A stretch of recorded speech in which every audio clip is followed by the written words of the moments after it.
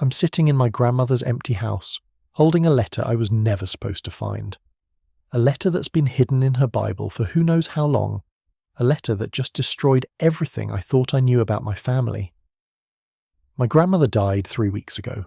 She was 91, lived a long life, died peacefully in her sleep. The funeral was beautiful. Family came from all over. Everyone shared stories about what an amazing woman she was, how kind, how devoted to family, how she'd overcome so much hardship in her life. I loved her. We all loved her. She was the matriarch, the centre of our family, the person who held us all together, and she was a kidnapper. I'm 28 years old, and I just found out my 52-year-old mother isn't actually my grandmother's biological daughter. She's a child my grandmother stole from a hospital 50 years ago, and I'm the only one who knows. Let me explain how I found this, how my entire world just shifted. After the funeral, the family decided I should be the one to go through my grandmother's house. I'd been closest to her in her final years, visited her weekly, helped her with errands, sat with her and listened to her stories about the old days. She'd told me so many stories about immigrating to this country, about meeting my grandfather, about the struggles they faced, about finally having my mother after years of trying, about how my mother was her miracle baby, all lies, or at least partially lies. I've been sorting through her things for the past week. Clothes to donate, photos to distribute among family, documents to file, the usual sad work of dismantling someone's life after they're gone. Today I was going through her bedroom, found her Bible on the nightstand, the same Bible she read every morning for as long as I could remember. The Bible she'd carried with her from the old country. I opened it thinking I'd keep it, pass it to my mother, a meaningful family heirloom. That's when the letter fell out, a sealed envelope, yellowed with age, my name written on it in my grandmother's handwriting, just my name, nothing else. Hidden in the Bible where she knew I'd eventually find it, because she'd told me years ago that she wanted me to have it when she died. I opened the envelope. Inside was a letter, 10 pages, handwritten, dated 5 years ago. I started reading, and my entire understanding of my family's history unravelled. The letter started with an apology. My grandmother apologising to me for the burden she was about to place on me, for the secret she was about to reveal, for the choice I would have to make about what to do with the information. Then she told me the truth. 50 years ago, my grandmother and grandfather desperately wanted a child. They'd been trying for years. Multiple miscarriages, fertility problems, failed adoptions. They were told they'd likely never have children. My grandmother was devastated. It consumed her, became an obsession. She said she felt broken, incomplete, like she was failing as a woman and a wife. Then one day she was at the hospital visiting a sick friend. She walked past the maternity ward, saw the newborns through the window, and one baby in particular caught her eye. A baby girl, alone in her bassinet, no parents visiting, no one watching. My grandmother learned the baby's mother was a teenager, unmarried, had given birth alone, was planning to give the baby up for adoption because she couldn't care for her. My grandmother said something in her broke at that moment. She saw this baby who wasn't wanted by her birth mother, and she wanted a baby so desperately. And the thought entered her mind. What if she just took her? She didn't plan it, didn't think it through, just acted on impulse driven by years of grief and desperation. She walked into the nursery. It was the 1970s. Security wasn't like it is now. She picked up the baby, wrapped her in a blanket, walked out of the hospital, got in her car, drove home. She brought the baby to my grandfather. Told him what she'd done. He was horrified, wanted to take the baby back immediately, but my grandmother begged him, pleaded with him, said they could move, start over somewhere new, raise the baby as their own. No one would know. She promised it would be okay, that the birth mother was giving the baby up anyway, that they'd give the baby a good life, a better life than she would have had in the system. My grandfather eventually agreed. They left everything, moved to a different state, changed their names slightly, started over with a baby they claimed was their biological daughter. That baby was my mother. The letter went on. My grandmother described the guilt, the fear, the constant anxiety that someone would discover the truth, that the police would come, that they'd lose their daughter and go to prison. But no one came. No one found them. And over time, the fear faded. The guilt became something she learned to live with, and my mother became truly her daughter in every way that mattered except biology. My grandmother wrote about how much she loved my mother, how she never regretted taking her because my mother had been the light of her life, how raising her had been the greatest joy she'd ever known. But she also wrote about the birth mother, about the guilt that never fully went away, about wondering what happened to that teenage girl whose baby was stolen, about the nightmares she had for years about police knocking on the door. She wrote that she'd tried to find information about the birth mother over the years, looked for news stories about the kidnapping, searched for any indication of what happened after. She found some information. The birth mother, my mother's biological mother, had been 17 when she gave birth. She'd reported the baby stolen. There was a police investigation, but in the chaos of the 1970s, with limited technology and resources, the trail went cold. The girl's name was in the letter, the hospital name, the city, the approximate date, all the details my grandmother had carried with her for 50 years.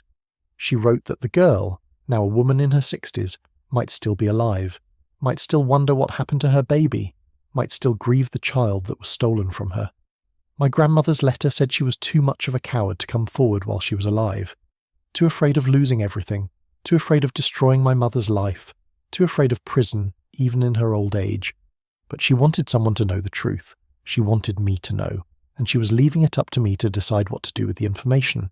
She wrote that if I chose to find the biological mother and tell her the truth, she'd understand, that my mother's biological mother deserved to know what happened to her baby, deserved to know her daughter was alive and well. But she also wrote that if I chose to keep the secret, she'd understand that too, that maybe some truths do more harm than good, that maybe my mother, who's now 52, has her own life, her own family, her own identity, deserves to keep believing the story she's always known. The letter ended with another apology, for putting this burden on me, for making me choose, for giving me information I can't unknow and now have to do something with. I've read the letter 5 times now, sitting here in my grandmother's bedroom, trying to process. My mother doesn't know any of this.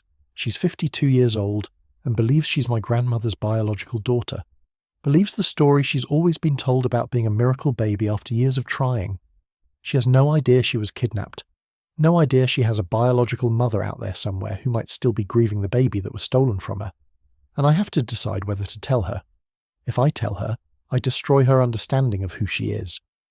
I tell her the woman she called Mom for 52 years, the woman we just buried, was actually her kidnapper. I tell her everything she knows, about her identity and family is based on a lie. I also destroy my grandmother's memory. Right now my family is mourning a beloved matriarch. If I reveal this, she becomes a criminal, a kidnapper, someone who stole a baby and lived a lie for 50 years.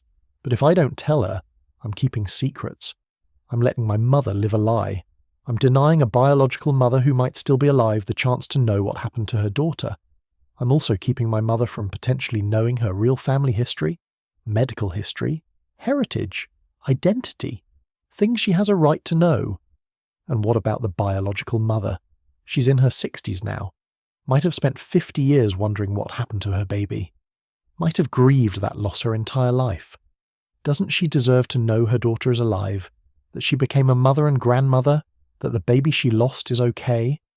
Or would that knowledge just cause more pain? Would meeting my mother after 50 years be healing or traumatic? Would my mother even want that? Would she feel betrayed that I told this stranger her information without asking? I don't know what to do. This secret is burning a hole in my chest, and I've only known it for 3 hours. I pulled out my phone, started researching, looked up the hospital my grandmother mentioned, it still exists, looked up news stories from that time period about a kidnapped baby, found a few brief mentions. Baby stolen from maternity ward, police investigating, trail went cold, the birth mother's name was in those articles. I found it. Confirming what my grandmother wrote was true, I searched for that name online, found several women with the same name in the right age range. No way to know which one is the right person without digging deeper. One has an obituary from 10 years ago, wrong city, probably not her. Another has a Facebook profile, lives 2 states away. Profile picture shows a woman who could be in her 60s, has kids, grandkids, a full life. Could that be her? Could that be my mother's biological mother? My actual biological grandmother? I don't know. Don't know how to find out without revealing why I'm looking. My phone is ringing. It's my mother, calling to check in about how the house sorting is going, asking if I've found anything interesting. I answer. Try to keep my voice normal, tell her I'm making progress. Found some nice photos she might want, some jewellery. She asks if I found my grandmother's Bible, says she'd like to have it. It meant so much to Grandma. I tell her yes, I found it. I'll bring it to her. I don't tell her about the letter. Don't tell her what I know. Not yet. Maybe not ever. We hang up, and I sit here holding this letter, this confession, this burden. Part of me wants to burn it. Pretend I never found it. Let my mother live her life not knowing. Let my grandmother's memory stay intact. Let the biological mother continue not knowing what happened. But I can't. I can't unknow this. Can't pretend I don't have this information. I think about my mother, about who she is. She's a strong woman, resilient. She could handle this truth. Probably. Maybe. I don't know. I think about the biological mother, about 50 years of not knowing, about the grief she must have carried, about the daughter she lost who she probably thinks is dead or lost forever in the system. I think about my grandmother, about the woman I loved who was also a kidnapper, about how people can be both good and terrible, about how love doesn't excuse crimes. What would she want me to do? The letter says she's leaving it up to me, but what did she really want? If she wanted the truth to come out, why not tell it herself while alive? Why put this on me? Maybe she was a coward, or maybe she was trying to protect my mother one last time, or maybe she genuinely didn't know what the right answer was and couldn't make the choice herself. I look at the details in the letter again, the hospital, the date, the birth mothers, the name, the city. I could hire a private investigator, try to find the biological mother, confirm she's still alive, see if she'd want to know the truth before I blow up my mother's world, or I could go to my mother first, show her the letter, let her decide what she wants to do with the information, put the choice on her since it's her life that's affected most, or I could do nothing, destroy the letter, take this secret to my own grave, let sleeping dogs lie. I don't know. I don't know what's right. This isn't a movie. There's no clear moral answer. Every choice hurts someone. Every option has consequences. If I reveal the truth, I hurt my mother. I hurt my grandmother's memory. I potentially hurt the biological mother by reopening old wounds. If I keep the secret, I deny my mother information about her own identity. I deny the biological mother closure. I carry this burden alone forever. There's no good choice. Only different kinds of damage. I'm putting the letter back in the Bible. For now. Taking both with me. I need time to think. Time to process. Time to figure out what the right move is. Maybe I'll talk to a therapist. Someone objective who can help me think through the ethics of this. Someone who isn't emotionally involved. Maybe I'll talk to a lawyer. Figure out if there are legal implications to revealing this now. Statute of limitations on kidnapping. Whether my grandmother's estate could be affected. Maybe I'll pray, even though I'm not religious. Maybe I'll ask for guidance from something bigger than myself because I genuinely don't know what to do. Or maybe I'll just sit with this for a while. Let the shock wear off. Let my brain process. Let some clarity emerge from the chaos of finding out nothing about my family history as what I thought it was. My grandmother's house feels different now. Every room holds memories of a woman I thought I knew. A woman who loved me, who taught me to bake, who told me stories, who was kind and warm and everything a grandmother should be, but who was also someone who stole a baby and lived a lie for 50 years. Can both things be true? Can she be both the grandmother I loved and a criminal who destroyed another woman's life? I think they can. People are complicated. People can do terrible things and still be good in other ways. People can commit crimes and still love deeply. But that doesn't make it easier. Doesn't give me answers about what to do now. I'm leaving my grandmother's house, taking the letter with me, taking the Bible, taking the burden of this knowledge. Tomorrow I'll decide what to do, or the next day, or next week, or maybe never. For now I'm just going to sit with this. Sit with the knowledge that my family history isn't what I thought, that my mother's identity is built on a lie, that somewhere there's a woman who lost her baby and might still wonder what happened, and I'm the only one who knows the truth. The only one who can decide what happens next. The weight of that is crushing. But I'll figure it out. I have to figure it out because this secret can't stay hidden forever. And eventually I'll have to choose. Protect the dead or give truth to the living. I just don't know which one is right.